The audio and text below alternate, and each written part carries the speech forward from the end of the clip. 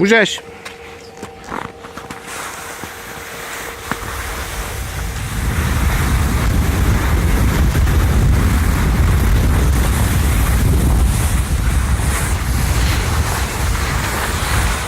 Tak co? Rozsekla ses na kaši.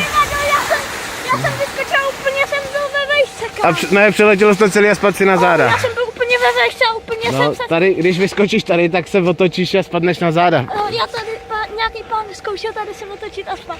A já jsem tady úplně ve výšce, kam jsem letěl a pak jsem spát. No právě, no. Tak si rozmysli, co chceš dělat. Pak je to nebezpečný.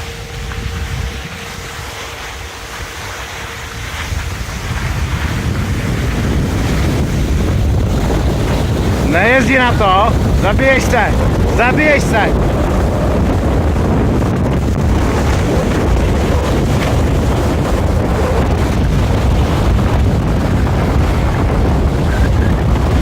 Tam nejezdí.